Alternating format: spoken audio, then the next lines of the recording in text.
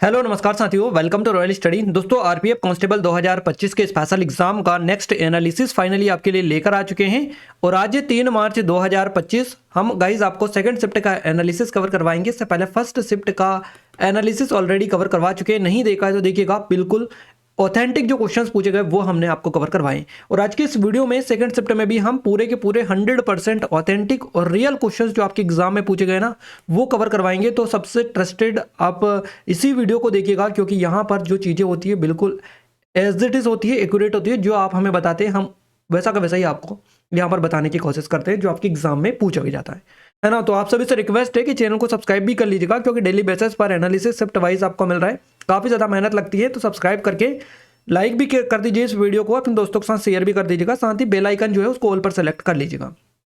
Clear है? Description में हमने लिंक डाली है गाइज ये वाली, यहाँ से आप हमें सीधे बता सकते हैं कि आपकी एग्जाम किस दिन किस शिफ्ट में है, ताकि हम आपकी और अधिक से अधिक मदद कर पाएं। तो डिस्क्रिप्शन में लिंक एक बार जाकर इस फॉर्म को जरूर से फिल आउट कर दीजिएगा, ताकि ज़्यादा से ज़्यादा हेल्प आपकी कर पाए, है ना। जीके जीएस करंट अफेयर के क्वेश्चंस की ओर आगे बढ़ते हैं। हमारे सेकंड शिफ्ट के क्वेश्चंस जो कि पूरे के पूरे एक्यूरेट और एग्जैक्ट क्वेश्चंस मिल चुके हैं जो आपके एग्जाम में आज पूछे गए। क्वेश्चन नंबर पहला है, देखिए फर्स्ट जो क्वेश्चन पूछा गया है आज, टिहरी बांध से बना है। टिहरी बांध किस राज्य में स्थित है? तो उत्तराखंड करेक्ट आंसर रहेगा। टिहरी जो बांध है भारत का सबसे ऊंचा बांध है और उत्तराखंड राज्य जो है यहाँ पर ये स्थित है। भागीरथी और भिलंगना जो नदी है इसके संगम पर यह बांध बना हुआ है, इसका निर्माण किया गया है। टिहरी बांध का जो निर्माण करवाया गया है, किया गया है 1978 में शुरू हुआ था और 2006 में ये बनकर पूरा हो गया। इसकी जो स्थापित क्षमता है ये करीबन 1000 मेगावाट की है और ये जो यहाँ से जो बिजली है ये यूपी, उत्तराखंड, पंजाब, हिमाचल प्रदेश, दिल्ली, हरियाणा, जम्मू कश्मीर, चंडीगढ़, राजस्थान को वितरित की जाती है। तो इन सभी जो स्टेट है इनमें सप्लाई होती है यहाँ से विद्युत आपूर्ति, है ना। तो ये चीज़ें भी आपको थोड़ा सा देख लेना है। इसके अलावा टिहरी जो बांध है इसके बारे में कुछ और खास बातें हैं जो कि आपको पता होना चाहिए। भारत का सबसे ऊंचा बांध है टिहरी बांध, है ना। इसकी जो ऊंचाई है 260.5 मीटर है, यानी अगर फिट में देखें तो 855 फुट हो जाएगी। दुनिया के सबसे ऊंचे बांधों में से एक ये माना जाता है टिहरी बांध। एक बहुउद्देशीय बांध परियोजना ये है। इसका जो निर्माण है 1978 में शुरू हुआ था, 2006 में बनकर पूरा हो गया था ये। और ये सिंचाई, नगर पालिका, जल आपूर्ति और बिजली उत्पादन के लिए बनाया गया टिहरी बांध को। THDC इंडिया लिमिटेड और टेरी जल विद्युत परिसर है इसका मुख्य बांध है ये टेरी विकास परियोजना का एक प्राथमिक बांध है और कृषि और पन बिजली के लिए नदी की क्षमता का इस्तेमाल बेसिकली करता है ना। कुछ और भी भारत के बांध है, तो आप बांध अगर आपसे पूछा गया ना तो आगे भी आपसे बन सकता है, तो हम सारे आपको कवर करवा देते हैं। जैसे कि बांध, कौन सा बांध किस राज्य में? टिहरी जो बांध है ये उत्तराखंड भागीरथी नदी है इस पर बेसिकली बना हुआ है। तो आप ये याद रखिएगा कौन सी नदी पर है, किस राज्य में। भाखड़ा नांगल बांध की बात करें तो ये हिमाचल प्रदेश में सतलज नदी पर बना हुआ है। नागार्जुन बांध जो है तेलंगाना और आंध्र प्रदेश में कृष्णा नदी पर यह बना हुआ है। ओमकारेश्वर बांध मध्य प्रदेश में नर्मदा नदी पर बना हुआ है ना। इसके अलावा हीराकुंड जो बांध है ये उड़ीसा में है, महानदी पर बना हुआ है। कोयना बांध महाराष्ट्र में कोयना नदी पर बना हुआ है। मेटूर जो बांध है ये तमिलनाडु में बना हुआ है ना, कावेरी नदी पर। नेक्स्ट है रिहंद बांध जो कि उत्तर प्रदेश में है, रिहंद नदी पर बना हुआ है। इंदिरा सागर जो बांध है ये मध्य प्रदेश में नर्मदा नदी पर बना हुआ है। और सरदार सरोवर जो बांध है ये गुजरात में नर्मदा नदी पर ये बना हुआ है। तो ये सारे इंपॉर्टेंट लेवल के जितने भी बांध थे हमने कवर करवा दिए। आगे से क्वेश्चंस बनेंगे तो इनको आप अच्छे से कवर करेगा। क्लियर है?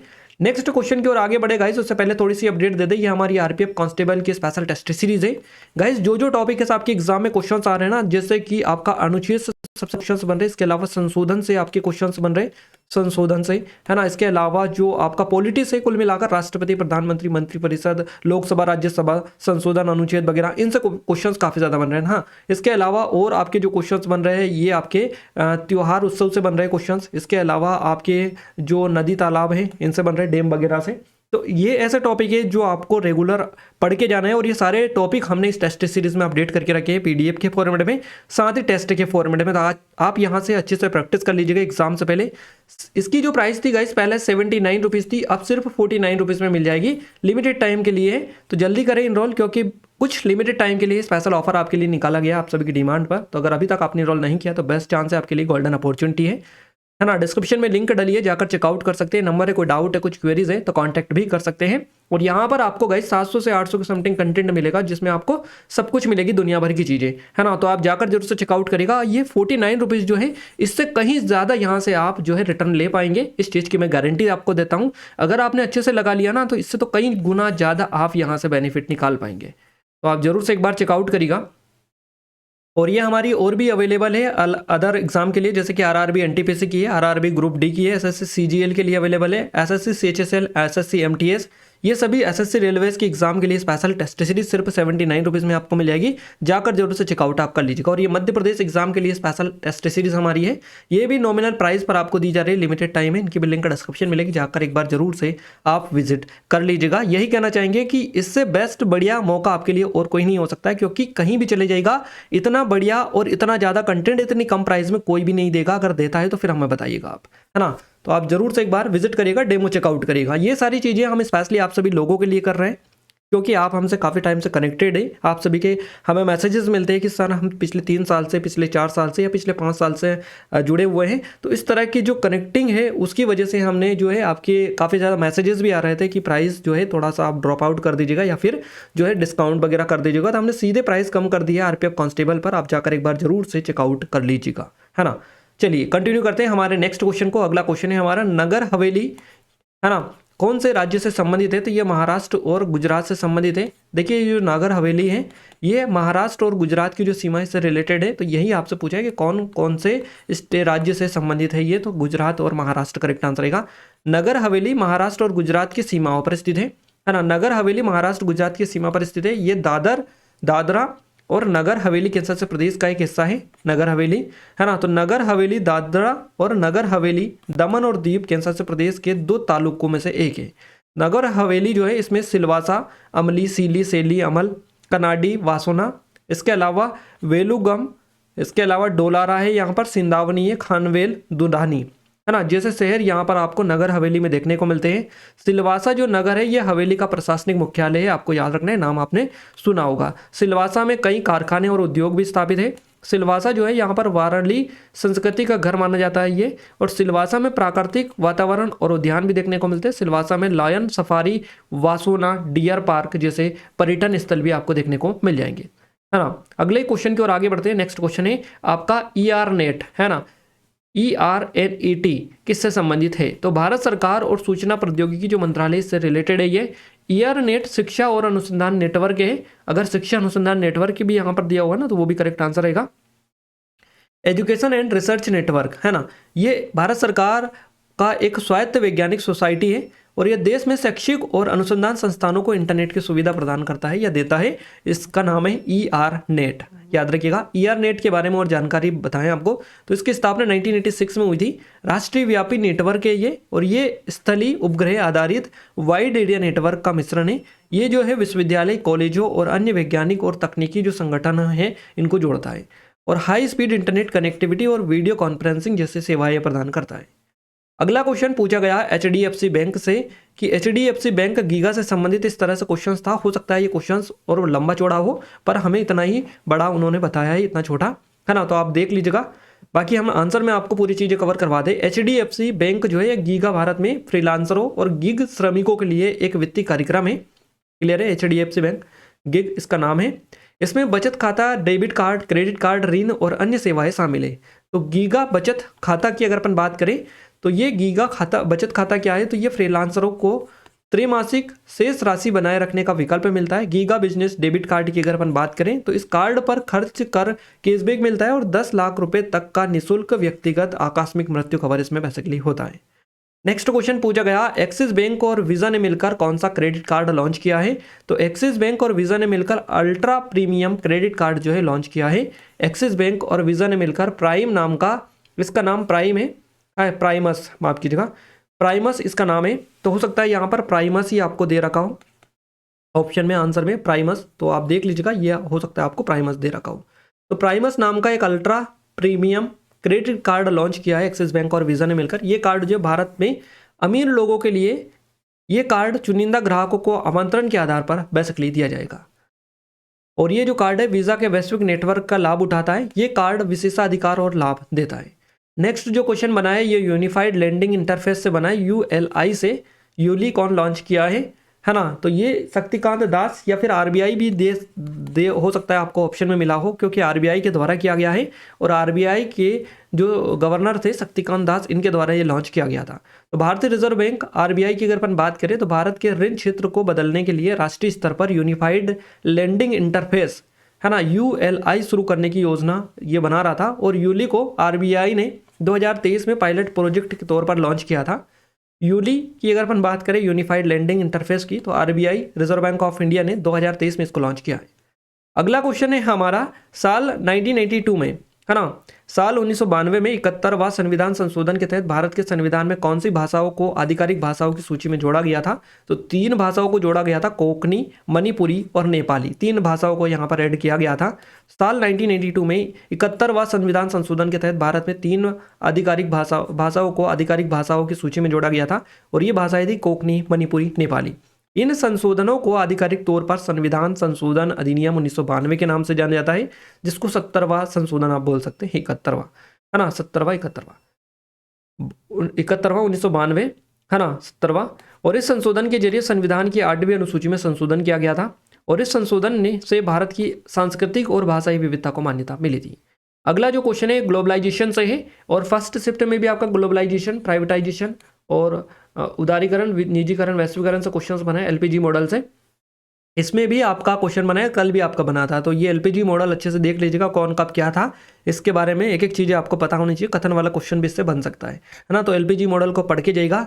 लिबरलाइजेशन, प्राइवेटाइजेशन, ग्लोबलाइजेशन इसका फुल फॉर्म होता है, हमने कल ही बता दिया था, कल भी बना था ये क्वेश्चन आपका फुल फॉर्म से। 1991 में ग्लोबलाइजेशन का भारत में क्या प्रभाव हुआ? पंचवर्षीय योजना से रिलेटेड क्वेश्चन था, तो आर्थिक वृद्धि हुई इससे। इसके अलावा FDI जो है, फॉरेन डायरेक्ट इन्वेस्टमेंट, इसमें भी वृद्धि हुई है। नौकरी के नए अवसर पैदा हुए, भारतीय बाजार में विदेयक सेवाओं में, है ना, प्रोडक्ट और ब्रांड की बढ़ती मांग ने अर्थव्यवस्था को नई दिशा दी है, और व्यापारिक संबंध वैश्विक स्तर पर मजबूत हुए। तो कई सारे प्रभाव यहाँ पर इसको देखने को इसमें मिले हैं भारत में। 1991 में ग्लोबलाइजेशन के परिणाम स्वरूप भारत की पंचवर्षीय योजनाओं को नया दृष्टिकोण में लाए। ग्लोबलाइजेशन के प्रभाव से भारतीय अर्थव्यवस्था की संरचना में सुधार हुआ, इसके चलते विकास दर में वृद्धि हुई है, विदेशी निवेश का आकर्षण और रोजगार के जो अवसर हैं इनमें वृद्धि देखने को मिली है। तो इन सुधारों ने भारत को एक अधिक खुली और प्रतिस्पर्धी अर्थव्यवस्था में परिवर्तित कर दिया है। आर्थिक प्रभाव की अगर अपन बात करें, तो भारत में विदेशी निवेश FDI बढ़ा है, भारत के निर्यात का हिस्सा बढ़ा है, सकल घरेलू उत्पाद GDP में कृषि की हिस्सेदारी बढ़ी है, भारत का विदेशी मुद्रा भंडार बढ़ा है, रोजगार के अवसर बढ़े और आय के स्तर में भी वृद्धि से हुई है। तो कई सारे आर्थिक प्रभाव यहाँ पर देखने को मिले हैं। अगला जो क्वेश्चन पूछा गया, वस्तु एवं सेवा कर से GST किस संविधान संशोधन ने पेश किया था? तो 101वां संविधान संशोधन अधिनियम था, ये 2016 में आया था। GST विधेयक को पहली बार अगर अपन बात करें पहली बार की, तो GST विधेयक को पहली बार 2014 में संविधान के 122वें संशोधन विधेयक के रूप में पेश किया गया था। क्लियर है? 122वां संविधान संशोधन विधेयक, थोड़ा सा कंफ्यूजन क्रिएट हो रहा होगा कि 122वां क्यों आ रहा है, क्योंकि यहाँ तो 101 बताया आपने, तो इसका आपको यहाँ पर एक्सप्लेनेशन है पूरा। ये जो विधेयक है GST बिल का प्रारूप था, जो 122वां संविधान संशोधन विधेयक जो 2014 में आया था, ये विधेयक GST बिल का प्रारूप था जो 2014 में संसद में प्रस्तुत किया गया था। हालांकि 122वां जो संशोधन विधेयक है 2014 को पास किया गया था, लेकिन GST को संविधान में लागू करने के लिए 101वां संविधान संशोधन अधिनियम 2016 में लागू किया, इसको लागू करने के लिए। तो यही आपसे क्वेश्चन पूछा गया है। 101वां संविधान संशोधन 2016 में हुआ। 101वां संविधान संशोधन अधिनियम 2016 GST वस्तु एवं सेवा कर ये पेश किया गया था। इसके तहत 101वां संवैधानिक संशोधन अधिनियम भारत के माल एवं सेवा कर, है ना, माल और सेवा कर GST के संचालन में सहायक था। वस्तु एवं सेवा कर का पूरे भारत में वस्तु एवं सेवाओं के निर्माण, बिक्री और खपत पर व्यापक अप्रत्यक्ष करें GST ने केंद्र और राज्य सरकार द्वारा लगाए गए संबंधित करों को प्रतिस्थापित बेसिकली इससे कर दिया है GST से। अगला क्वेश्चन है हमारा, IIT मद्रास ने दुबई में IIT Madras research park Dubai नाम से एक नया अंतर्राष्ट्रीय शोध केंद्र किस लिए स्थापित किया है? तो ये क्वेश्चन आपसे फर्स्ट दिन भी बना था, यानी 2 तारीख को, कल भी बना था आपका क्वेश्चन, आज वापस से रिपीट हुआ है। और कल हमने पूरी डिटेल बता दी थी, जिन्होंने देख लिया था उनको 100% गारंटी के साथ कह सकते हैं कि पूरा कन्फर्म सही करके आए होंगे, है ना। इसीलिए हम बोलते हैं कि आप जो भी वीडियो देखिए पूरा डिटेल्ड देखा करें, एक एक चीज़ें आपके बड़े काम की होती है और इनको अच्छे से एक एक चीज़ें याद किया करें, है ना। तो अर्थव्यवस्था, प्रौद्योगिकी और नवाचार जो है इसके क्षेत्र में विभिन्न शैक्षिक और शोध गतिविधियों को बढ़ावा देने के लिए जो है इसको स्थापित किया गया है दुबई में। इसका नाम रखा है IIT Madras research park Dubai, है ना, इसके नाम से इसको यहाँ पर दुबई में स्थापित किया गया है। तो भारतीय प्रौद्योगिकी संस्थान IIT मद्रास ने दुबई में अपना पहला अंतर्राष्ट्रीय प्रमुख केंद्र शुरू करने की योजना की घोषणा की है, जो अनुसंधान, नवाचार और उद्यमिता पर केंद्रित होगा। 2025 की शुरुआत में खुलने वाली इस पहल का उद्देश्य भारत और UAE के बीच सहयोग और ज्ञान के आदान प्रदान को बढ़ावा देना है। तो आईआईटी मद्रास अनुसंधान नवाचार उद्यमिता के लिए दुबई में अपना पहला अंतर्राष्ट्रीय प्रमुख केंद्र जो है ये स्थापित करेगा, जिसे 2025 की शुरुआत में लॉन्च किया जाएगा। ये जो पहले आईआईटी मद्रास और दुबई के अर्थव्यवस्था और पर्यटन विभाग के डीईटी है, इनके बीच में समझौते पर का परिणाम है। अगला जो क्वेश्चन पूछा गया है ये है आपका, विंध्याचल पर्वत के निचली या नीचे के हिस्से में कौन सी पर्वत श्रृंखला स्थित है? विंध्य पर्वत श्रृंखला करेक्ट आंसर रहेगा। विंध्याचल पर्वत की निचली नीचे के हिस्से में विंध्य पर्वत श्रृंखला स्थित है, जो मध्य भारत के एक प्रमुख पर्वत श्रृंखला के रूप में सुप्रसिद्ध है या प्रसिद्ध है। ये पर्वत जो श्रृंखला है उत्तर प्रदेश, मध्य प्रदेश, राजस्थान, छत्तीसगढ़ राज्यों में फैली हुई है। अगला क्वेश्चन पूछा गया, राज्य लोक सेवा आयोग के सदस्यों को कौन तय करता है? तो राज्य लोक सेवा आयोग के सदस्यों की नियुक्ति अगर पूछा जाता है कि नियुक्ति कौन करता है, तो ये राज्यपाल करते हैं, है ना। किसकी सलाह से करते हैं, वही क्वेश्चन है ये आपका। तो डिसाइड कौन करता है? राज्य लोक सेवा आयोग के सदस्यों को कौन डिसाइड करता है कि ये बनेगा या फिर ये बनेगा, है ना। तो ये काम जो होता है ये किसका होता है, यही क्वेश्चन पूछा गया है। तो राज्य लोक सेवा आयोग के सदस्यों की नियुक्ति राज्यपाल के द्वारा की जाती है, लेकिन ये प्रक्रिया जो है संविधान के अनुसार होती है। इसमें न्यायिक सलाह तथा राज्य सरकार की भी राय शामिल होती है, यानी कि न्यायिक सलाह भी यहाँ पर ली जाती है और राज्य सरकार भी डिसाइड इसमें करती है कि कौन जो है आयोग का अध्यक्ष या सदस्य बनेगा, है ना। तो अध्यक्ष या सदस्य दोनों के फेवर में अगर क्वेश्चंस बने आपको, तो दोनों में अगर इस तरह से बने तो दोनों में न्यायिक सलाह और राज्य सरकार की जो राय है ये शामिल होती है। तो ये दोनों आपका करेक्ट आंसर हो सकता है। बाकी नियुक्ति का पूछे जाए तो राज्यपाल होगा, अगर ये ना हो फिर राज्यपाल दिया हो तो फिर कुछ हद तक आपका राज्यपाल ठीक हो सकता है ना। तो आप देखिएगा किस तरह से आपका ऑप्शंस मिले थे, ये एग्जैक्ट पैटर्न क्या पूछा था क्वेश्चन का। तो राज्य लोक सेवा आयोग के सदस्य और अध्यक्षों की नियुक्ति राज्यपाल के द्वारा की जाती है। हालांकि राज्यपाल को सुप्रीम कोर्ट या अन्य जो उच्च न्यायालय है इनके न्यायाधीशों से सलाह लेकर ही नियुक्ति करनी होती है ना। ये न्यायिक, इसका यही मतलब है न्यायिक सलाह का, यानी कि उच्च न्यायालय के न्यायाधीशों से सलाह लेकर नियुक्ति करनी होती है राज्यपाल को। संविधान का जो आर्टिकल है 316 है, इसके तहत राज्य लोक सेवा आयोग के अध्यक्ष और सदस्यों की नियुक्ति राज्यपाल के द्वारा की जाती है। वे अपने पद पर रहते हुए समान अवधि तक कार्य करते हैं। अगला क्वेश्चन पूछा गया, कौन सा हड़प्पा जो स्थल है ये अफगानिस्तान में स्थित है? तो सोर्तुगई और आपका एक और है मुंडीगक, ये दोनों आपको अफगानिस्तान में देखने को मिलते हैं। सोर्तुगई और मुंडीगक अफगानिस्तान में सिंधु घाटी सभ्यता के एकमात्र स्थल है। सिंधु घाटी सभ्यता एक कांस्य युग की सभ्यता थी जो पूरे पाकिस्तान और भारत के उत्तर पश्चिमी जो भाग है यहाँ पर फैली हुई थी। इसकी जो खोज की थी दयाराम साहनी ने की थी 1921 में। हड़प्पा की खोज याद रखिएगा दयाराम साहनी ने की थी। और सोर्तुगई अफगानिस्तान में पखर प्रांत जो है यहाँ पर देखने को आपको मिलता है। गाइज ये हमारी टीसीएस के लेटेस्ट पैटर्न की स्पेशल ई बुक है, जीके की स्पेशल ई बुक है। और अगर अभी तक आपने इनरोल नहीं किया है तो बेस्ट आपके लिए रहेगी, क्योंकि जितना भी लेटेस्ट क्वेश्चंस आपके बन रहे हैं सारे यहाँ से कवर हो जाएंगे। सिर्फ 25 रुपीज़ की प्राइस में 1500 से अधिक क्वेश्चन यहाँ पर आपको मिल जाएंगे जो आपके लेटेस्ट रहेंगे। और सिर्फ 25 रुपीज़ में ये पूरे 1500 के 1500 क्वेश्चन आप कवर कर सकते हैं जो कि आपके लेटेस्ट पैटर्न के अकॉर्डिंग है। तो लिंक डिस्क्रिप्शन में जाकर एक बार जरूर से चेकआउट करिएगा, डेमो भी दे रखा है हमने वहीं पर, है ना। और ये नंबर है, कोई डाउट है कुछ क्वेरीज है तो कांटेक्ट भी कर सकते हैं। और इससे ही लगातार आपके इसी के पैटर्न के अकॉर्डिंग ही क्वेश्चंस आपके बन रहे हैं जो लेटेस्ट पैटर्न आपका बन रहा है। टीसीएस का खासकर हमने एसएससी रेलवे के लिए इसको प्रिपेयर किया है जो आगामी एग्जाम है उसके लिए। तो अगर आप और कोई भी एग्जाम की प्रिपरेशन करें ना तो ये बेस्ट है, अभी से आप परचेस कर लीजिएगा, आगे भी आपकी काम आएगी। चलिए नेक्स्ट है हमारा क्वेश्चन, संविधान का कौन सा संशोधन दल बदल विरोधी कानून से संबंधित है? तो 52वां संशोधन हो जाएगा। भारतीय संविधान का 52वां संशोधन जो है दल बदल विरोधी कानून से संबंधित है। और 1985 का 52वां संशोधन अधिनियम संसद और राज्य विधानमंडल के सदस्यों की अयोग्यता और एक राजनीतिक दल बदल की अवहेलना के आधार पर दूसरे राजनीतिक दल को प्रदान करता है। नेक्स्ट क्वेश्चन पूछा गया, किस संविधान संशोधन द्वारा एक ही व्यक्ति को एक या एक से अधिक राज्य का राज्यपाल या संघ राज्य क्षेत्र का उपराज्यपाल नियुक्त किया जा सकता है? तो ये 7वां संशोधन अधिनियम है जो कि 1956 को आया था 1956 में।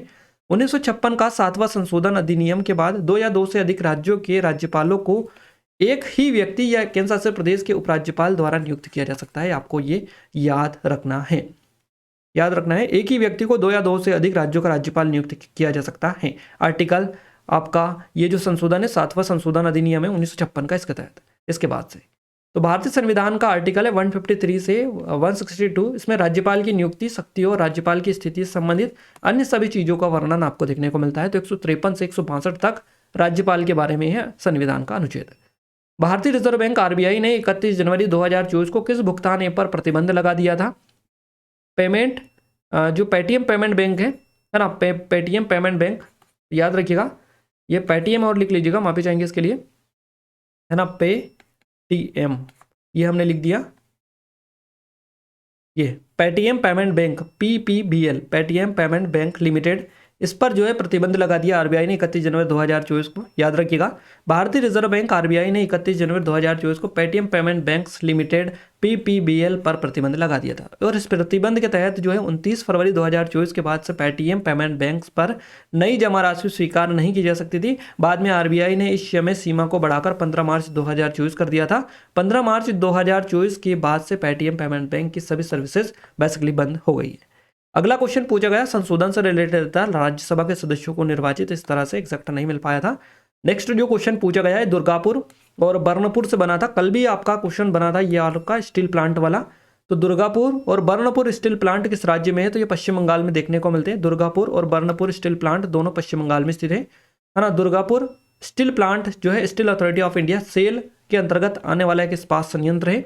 इसके अलावा बर्नपुर जो है पश्चिम बंगाल के आसनसोल उपमंडल में स्थित एक औद्योगिक शहर है। यह वर्धमान जिले जो है यहाँ पर यह आता है। नेक्स्ट क्वेश्चन है दक्षिण भारत में सबसे बड़ी पर्वत श्रृंखला कौन सी है, तो पश्चिमी घाट हो जाएगा। दक्षिण भारत में पश्चिमी जो घाट है सबसे बड़ी पर्वत श्रृंखला है, इसे सह्याद्री पर्वत भी कहा जाता है और गुजरात से कन्याकुमारी तक ये फैली हुई है। दक्षिण भारत की कुछ और भी पर्वत श्रृंखला है जैसे कि पश्चिमी घाट है, नीलगिरी है, अनईमलाई और करबडम है ना, कार्डमम। ये कार्डमम से भी क्वेश्चन बनता है, अनामलाई से भी, नीलगिरी से भी, इन सभी से क्वेश्चन आपके मैक्सिमम टाइम पूछे जाते हैं। नेक्स्ट क्वेश्चन पूछा गया विंध्य पर्वतमाला किस पर्वत श्रृंखला से ढकी हुई है, तो ये सतपुड़ा पर्वत श्रृंखला और अरावली जो पर्वत श्रृंखला है इससे ढकी हुई है। विंध्य रेंज भारतीय उपमहाद्वीप में एक प्रमुख पर्वत श्रृंखला है और यह सतपुड़ा पर्वत के द्वारा दक्षिण में और अरावली पर्वत के द्वारा पश्चिम जो है इससे घिरी हुई है। यहाँ पर अगर ढकी नहीं दिया तो घिरी दिया होगा, हाँ, बाकी आपका आंसर यही रहेगा। अगला क्वेश्चन है हमारा भारतीय स्वतंत्रता संघर्ष 1857 की जो पुस्तक है ये किसने लिखी है, विनायक दामोदर सावरकर के द्वारा ये लिखी गई है। भारतीय स्वतंत्रता संग्राम 1857 पर लिखी गई पुस्तक जो है इसका नाम है 1857 का स्वतंत्र समर। इसको विनायक दामोदर सावरकर ने लिखा था। ये किताब हिंदी में उपलब्ध है। अगला क्वेश्चन पूछा गया भारत विश्व स्वास्थ्य संगठन के कार्यकारी बोर्ड का अध्यक्ष भारत से किसे चुना गया, तो डॉक्टर हर्षवर्धन को ये चुना गया। WHO का जो अध्यक्ष है वर्ल्ड हेल्थ ऑर्गेनाइजेशन, WTO का होता है वर्ल्ड ट्रेड ऑर्गेनाइजेशन है ना, विश्व व्यापार संगठन ये होता है, और ये होता है विश्व स्वास्थ्य संगठन। तो विश्व स्वास्थ्य संगठन जो है WHO वर्ल्ड हेल्थ ऑर्गेनाइजेशन, इसके कार्यकारी बोर्ड का जो अध्यक्ष चुना गया भारत से, ये चुने गए थे हर्षवर्धन, डॉक्टर हर्षवर्धन को, जो कि भारत के पूर्व स्वास्थ्य मंत्री थे। नेक्स्ट जो क्वेश्चन है लक्षद्वीप से बना, लक्षद्वीप का सबसे बड़ा द्वीप कौन सा है, तो एंड्रोड हो जाएगा आपका करेक्ट आंसर। लक्षद्वीप का सबसे बड़ा जो द्वीप है इसका नाम एंड्रोड है, जिसका क्षेत्रफल 4.90 वर्ग किलोमीटर है। वही अंडमान निकोबार द्वीप समूह में अंडमान द्वीप का क्षेत्रफल करीबन कितना है, 6408 वर्ग किलोमीटर। तो आप देख लीजिएगा इस हिसाब से सबसे बड़ा सबसे छोटा देख लीजिएगा। अगला क्वेश्चन पूछा गया तमिलनाडु में पोंगल का कौन सा दिन जो है कानूम पोंगल के नाम से मनाया जाता है, तो चौथा दिन होता है पोंगल का तमिलनाडु में पोंगल का चौथा दिन जो है कानूम पोंगल के नाम से मनाया जाता है, और ये पोंगल त्योहार का आखिरी दिन होता है। कानूम पोंगल को तिरुवल्लुवर दिवस भी कहा जाता है, याद रखिएगा। नेक्स्ट जो क्वेश्चन पूछा गया ये पूछा गया 1414 में दिल्ली सल्तनत का शासक कौन था, तो खिज्र खान था, है ना। 1414 में दिल्ली सल्तनत पर खिज्र खान ने शासन किया था। खिज्र खान ने सैयद वंश की स्थापना की थी, और इस वंश जो है दिल्ली सल्तनत का चौथा शासक वंश था, ये याद रखिएगा। नेक्स्ट क्वेश्चन है हमारा मंत्रिपरिषद की बैठकों की अध्यक्षता कौन करता है, तो प्रधानमंत्री के द्वारा की जाती है। भारत के संविधान का आर्टिकल 75 जो है इसके अनुसार प्रधानमंत्री और उनके मंत्रिमंडल के सदस्य एक साथ काम करते हैं, और प्रधानमंत्री जो होते हैं यही मंत्रिमंडल की बैठक की जो अध्यक्षता है ये बेसिकली करते हैं। नेक्स्ट क्वेश्चन है 1991 की आर्थिक नीति इकोनॉमिक रिफॉर्म ऑफ 1991 से जुड़े 2 कथन निष्कर्ष वाले क्वेश्चन आपके बने थे। एग्जैक्ट क्वेश्चन नहीं मिल पाते आपको बताइए। कुछ लोग बता रहे थे कि आप मैथ्स और रीजनिंग के भी क्वेश्चंस कवर करवा दीजिएगा, या फिर कुछ उकसा रहे थे कि आप करके बताइएगा। तो गाइज हम कहाँ से करवा पाएंगे, अगर क्वेश्चंस आप सेंड करेंगे ना तो हम डेफिनेटली कवर करवा देंगे। तो हम आपसे यही कहना चाहेंगे कि आप मैथ्स और रीजनिंग के क्वेश्चन सेंड करिए, है ना। अगर है तो फिर करिए, हम तो करवा देंगे, हमें क्या है, हमें करवाना ही है। जीके का जैसे करवा रहे हैं वैसे किसी का भी सब्जेक्ट का देंगे आप, हम करवा देंगे। बट उससे पहले जरूरी ये है कि हमें क्वेश्चंस मिलने चाहिए, और वो कहाँ से मिलेंगे, आपके थ्रू। है ना, आप बताएंगे तभी मिलेंगे ना। तो आप करिएगा क्वेश्चन सेंड, जब भी एग्जाम हो हम बिल्कुल आपको कवर करवाएंगे। बस आप जीके के भी करवा दें, इसके अलावा आप मैथ्स रीजनिंग जो भी कवर करवाएंगे सारे क्वेश्चन हम आपको यहाँ पर बिल्कुल जो है एनालाइज करवाएंगे। तो आप सभी जब भी एग्जाम हो क्वेश्चन जरूर से सेंड करिएगा, है ना। कमेंट में बोलने से अच्छा है कि क्वेश्चन सेंड करें। चलिए आगे बढ़ते हैं अगले क्वेश्चन की ओर। भारत पर ब्रिटिश क्वीन का शासन जो है कब से शुरू हुआ था? तो 1858 से हुआ था शुरू, ये है ना। भारत पर ब्रिटिश क्वीन का जो शासन था 1857 की जो क्रांति हुई थी उसके बाद में इन्होंने जो है ये जो क्राउन रूल था ये भारत में शुरू किया था, है ना। और ब्रिटिश ईस्ट इंडिया कंपनी जो पहला था ये इसको ख़त्म कर दिया था 1857 से। और इसमें फिर क्वीन का जो शासन था ये साल 1857 से शुरू हुआ था। तो ये शासन चला था 1947 तक, 1947 तक, जब तक भारत आज़ाद हुआ था तब तक ये शासन फिर क्वीन का चला था भारत पर। अगला क्वेश्चन है, अनुच्छेद 19 आया था, कथन निष्कर्ष टाइप में एक गलत कथन जो कथन था गलत था वो पूछा था। तो भारतीय संविधान का जो अनुच्छेद 19 है ये नागरिकों को वाक और अभिव्यक्ति की आज़ादी का अधिकार इसमें बेसिकली दिया गया है। नेक्स्ट जो क्वेश्चन बना है ये भी आपका आर्टिकल 19 से है, स्वतंत्रता का अधिकार किस अनुच्छेद से संबंधित है? तो अनुच्छेद 19 करेक्ट आंसर रहेगा। नेक्स्ट क्वेश्चन है, उसकी ओर आगे बढ़े उससे पहले बता दें ये हमारी स्पेशल टेस्ट सीरीज है, सभी की सभी बिल्कुल लेटेस्ट पैटर्न की है और एडवांस टेस्ट सीरीज है जो आपके एग्जाम के लिए उपयोगी साबित होगी। तो आप एक बार जाकर जरूर से चेकआउट करिएगा। RRB, NTPC, group D, SSC, CGL, CHSL, MTS वगैरह। इसके अलावा कांस्टेबल की तो ऑलरेडी आपको बता दी है, सिर्फ 49 रुपीज़ में मिल जाएगी, लिमिटेड टाइम है, रोल नहीं किया तो कर लीजिएगा। और ये मध्य प्रदेश एग्जाम के लिए स्पेशल है, अगर आप प्रिपरेशन कर रहे हैं एमपी की भी किसी भी एग्जाम की तो आप जाकर एक बार विजिट कर सकते हैं।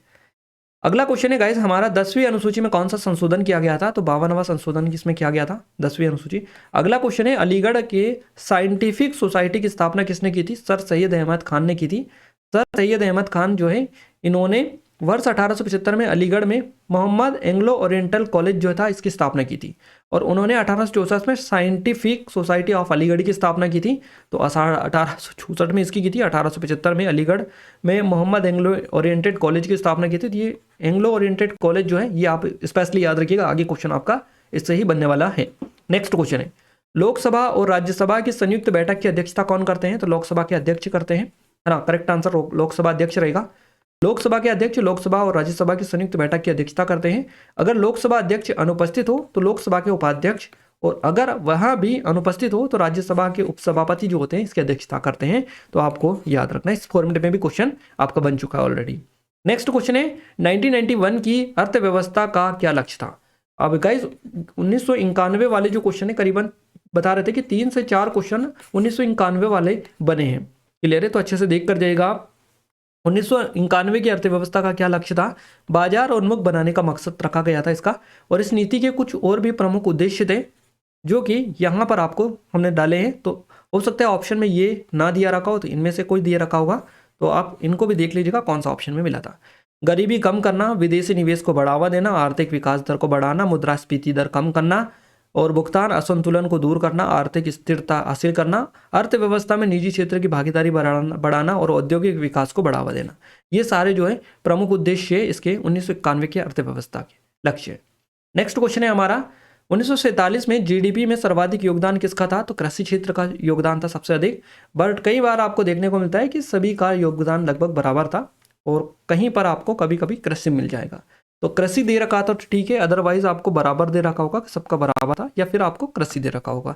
तो ऑप्शंस के अकॉर्डिंग भी टैकल किया जा सकता है इस तरह के क्वेश्चंस को। आज़ादी के समय यानी साल 1947 में भारत की जीडीपी में सभी क्षेत्रों का योगदान लगभग बराबर रहा था और कहीं पर बता रहे थे कि कृषि जो था इसका थोड़ा सा ज़्यादा था।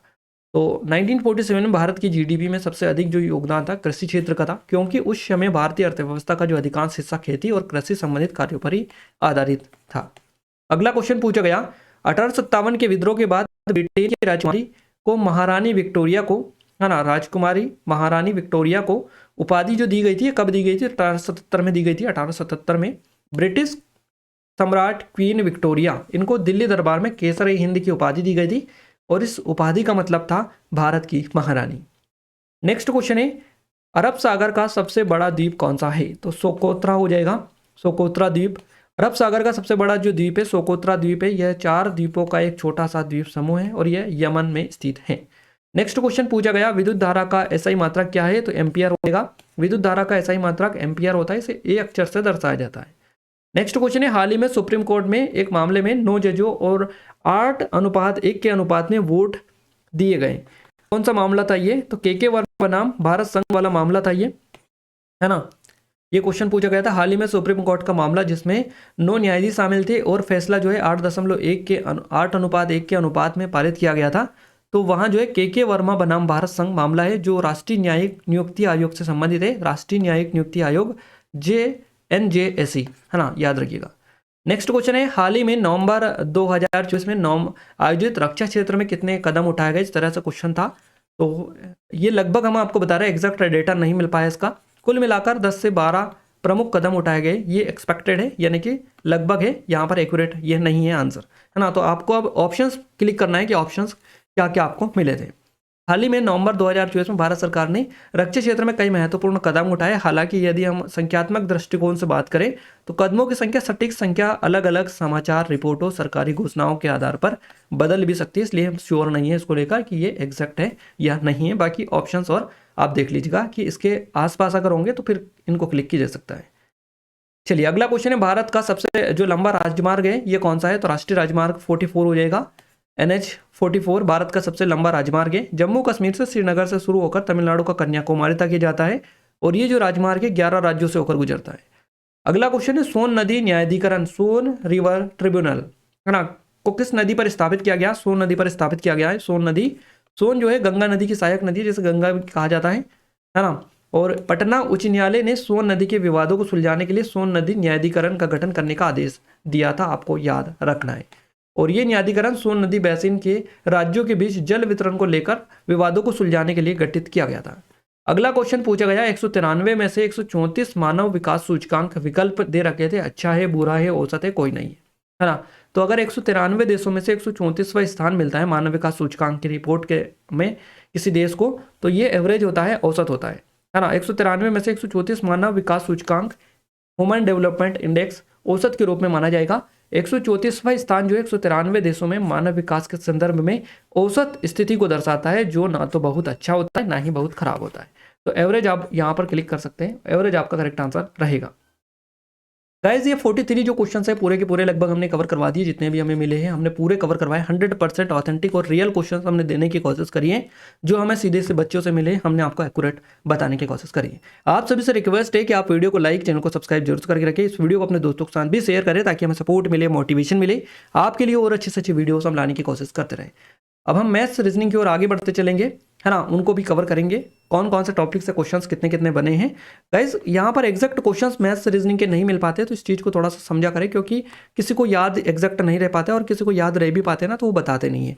तो अगर आपका भी एग्जाम है आने वाले दिनों में, तो आप जरूर से क्वेश्चन बताइएगा मैथ्स रीजनिंग के, लिख कर हमें सेंड कर दीजिएगा, ताकि हम यहाँ पर एग्जैक्ट क्वेश्चन क्या था, किस पैटर्न पर बेस्ड था, उस तरह की चीज़ें हम यहाँ पर थोड़ा सा कवर करवा पाए आपको, है ना। बाकी अगर मिल जाते हैं हमें तो बिल्कुल हम आपको कवर करवा देंगे, ऐसी कोई दिक्कत नहीं है। ये आरपीएफ कांस्टेबल वाली है, जो कि ऑलरेडी बता चुके हैं, सिर्फ 49 रुपीज़ में मिल जाएगी, पहले 79 की थी, अब 49 में इसको कर दिया है। अभी नहीं ली है तो जल्दी ले लीजिएगा, क्योंकि लिमिटेड टाइम के लिए स्पेशल ऑफर आपके लिए निकाला गया है। ये आरआरबी एनटीपीसी के लिए अवेलेबल है, इसके अलावा ये आरआरबी ग्रुप डी की है हमारी, ये हमारी एसएससी सीजीएल की है, सीएचएसएल और एसएससी एमटीएस की अवेलेबल है। इनकी लिंक डिस्क्रिप्शन में आपको मिल जाएगी। मध्य प्रदेश एग्जाम के लिए स्पेशल है, इनकी भी लिंक डिस्क्रिप्शन में जाकर चेकआउट आप कर सकते हैं। और ये ई बुक है हमारी, जो सिर्फ 25 रुपीज़ में मिल जाएगी, जहाँ पर 1500 से भी अधिक क्वेश्चन आपके यहाँ से कवर हो जाएंगे। अब हम बात करते हैं मैथ्स की। मैथ्स में नंबर सिस्टम से गाइस 3 क्वेश्चन पूछे गए। पाइप एंड टंकी से आपका 1 क्वेश्चन बना है, रेशियो प्रोपोर्शन से 2 क्वेश्चन बने हैं, मेंसुरेशन से 3 से 4 क्वेश्चन पूछे गए, टाइम स्पीड टाइम डिस्टेंस से 2 से 3 क्वेश्चन बने हैं, टाइम एंड वर्क से 1 क्वेश्चन पूछा गया। इसके अलावा सिंपल इंटरेस्ट, कंपाउंड इंटरेस्ट से 4 क्वेश्चन बने, SICI से, एवरेज से आपके 5 क्वेश्चन बने, परसेंटेज से 3 क्वेश्चन बने हैं। इसके अलावा प्रॉफिट एंड लॉस से 2 क्वेश्चन बने, सिंप्लीफिकेशन से भी आपके 3 क्वेश्चन पूछे गए हैं। अगर बात करें रीजनिंग में, तो एनालॉजी से आपका 3 क्वेश्चन बने, क्लासिफिकेशन से 1 क्वेश्चन बना है, सीरीज से 3 है, कोडिंग डिकोडिंग से 4 से 5 क्वेश्चन है, पजल सिटिंग अरेंजमेंट से 5 से 6 क्वेश्चन आपके पूछे गए, ब्लड रिलेशन से 2 क्वेश्चन थे, डायरेक्शन एंड डिस्टेंस से 3 क्वेश्चन थे, रैंकिंग ऑर्डर एंड रैंकिंग से 1 क्वेश्चन था, वेन डायग्राम से 1 क्वेश्चन था, सिलोज्म से 3 क्वेश्चन था, मैथमेटिकल ऑपरेशन से 3 क्वेश्चन पूछे गए।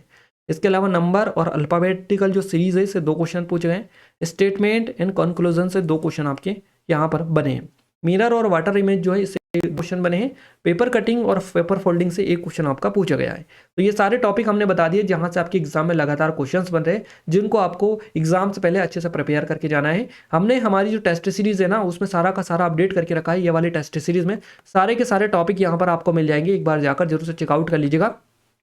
जो टॉपिक आपका, अगर मान लीजिएगा ये टॉपिक आपका पेपर फोल्डिंग वाले क्वेश्चंस आपसे गलत हो रहे हैं, ये वाले क्वेश्चंस नहीं बन रहे, तो इस टेस्ट सीरीज में जाकर आप इसी टॉपिक की अच्छे से प्रैक्टिस कर लीजिएगा एग्जाम से पहले। इस तरह से सारे टॉपिक हमने डाल रखे हैं, सिर्फ 49 रुपीज़, कोई ज़्यादा नहीं है, इससे कई गुना ज़्यादा यहाँ से आप निकाल पाएंगे अगर आपने अच्छे से इसको कवर कर लिया तो। एक बार जाकर जो से चेकआउट कर लीजिएगा।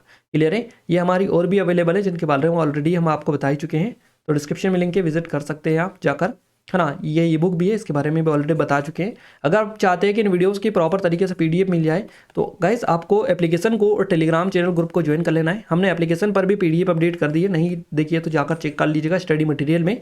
और टेलीग्राम पर भी हमने पीडीएफ डलवा दी है, जिन लोगों ने नहीं देखी है जाकर आप जरूर से चेकआउट कर लीजिएगा। थोड़ा सा स्क्रॉल डाउन कर लीजिएगा, हो सकता है मैसेज डाल दिए तो ऊपर निकल गई होगी पीडीएफ, तो आप स्क्रॉल डाउन करके उनको देख लीजिएगा, हमने अपडेट करवा दी है। बाकी आप चैनल को सब्सक्राइब करके रखिएगा, एप्लीकेशन को डाउनलोड करके रखिएगा, क्योंकि वहाँ पर जो भी अपडेट होता है हम सबसे पहले अपडेट आपको करते हैं। और अगर आपने अगर चैनल को सब्सक्राइब नहीं किया गाइस, सभी से रिक्वेस्ट है कि वीडियो को लाइक, चैनल को सब्सक्राइब करके बेल आइकन को ऑल पर सेलेक्ट कर दीजिएगा, ताकि जो भी नया वीडियो आए सबसे पहले आप सभी के पास में पहुँच पाए। तो मिलते हैं हमारे नेक्स्ट स्टडी वीडियो में, तब तक के लिए जय हिंद, वंदे मातरम।